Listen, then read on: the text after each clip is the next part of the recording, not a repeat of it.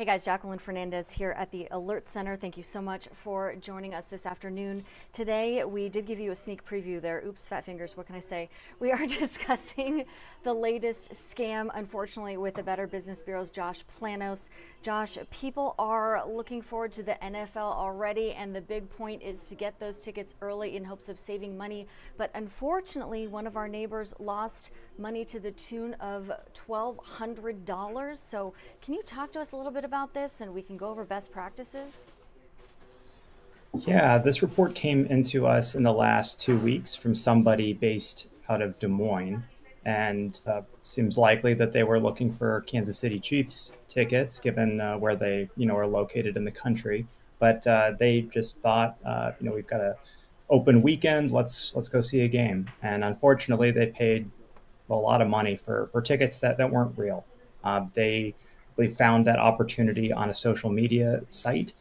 They were probably targeted with that opportunity, likely based off their preference for a team. And we're told that this was a ticket that was a quality ticket, a ticket that you couldn't get elsewhere, and unfortunately, that ticket wasn't real. And so, you lose, it's effectively a home mortgage payment in the process, Yeah. just trying to go to see your favorite team play.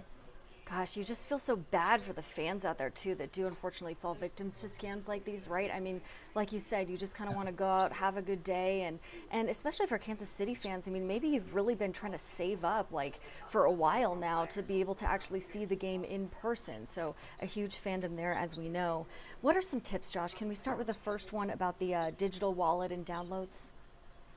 Yeah, in this case in particular, the ticket wasn't real, but usually you want to make sure that you have the ticket secured to your digital wallet before the day of the game. We would recommend the same thing for if you were, flying out of Epley Airfield, to have that ticket downloaded to your wallet.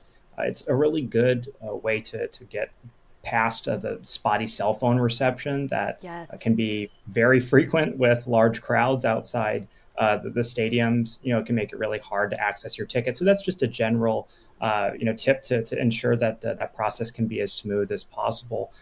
It also will help you prevent some of that last minute panic that sets in when you can't load your ticket due to network congestion. But it also, if it does sync with your digital wallet, that also does bypass the reality that you've got a fake ticket, right? For the most part, Yes. that ticket won't transfer if it's not real. And so that's a good way to just kind of double check that that ticket is what you think it is. Yeah, and another way to double check you have on the list here in front of me, number two is verify tickets at the venue's will call. Why is that important to do, Josh? Just kind of take us through that one. Yeah, so some of Gen Z maybe hasn't experienced a will call before, but I can tell you will call has been around for a good long while, and for good reason. It's a good opportunity to ask and get confirmation that your ticket is real. It's also a really good way to have your ticket held in a place where you don't need to meet somebody in a strange parking lot or an area that's unsecure. You can have your Yes. ticket held at will call, which is effectively customer service. They can verify if that ticket is legitimate, and they can show you if it isn't. Right? That's just kind of a proactive step that we can all take to save you from some of that disappointment on game day, and also to provide a little bit of security for that transaction. So you don't need to play small talk with the seller. You can just get it straight from the venue. Right, exactly. You know that ticket's going to be there. It's got your name on it. And like you mentioned, safety too. I mean, you don't want to meet somebody, in a dark alley and exchange these tickets with cash, right? Probably not your best bet on that one. And then a third tip on the list here, buy directly from the official source. So this is probably your best bet, I would argue. Tell us why. It is, Jacqueline. You want to buy from the source of the ticket. So that's whether that's the venue, it's the organizer of the event, the official team website. Before you turn to ticket resellers, which certainly do have options that are available, you want to exhaust those official channels first, including the team's box office, the venue website, and authorized ticket partners.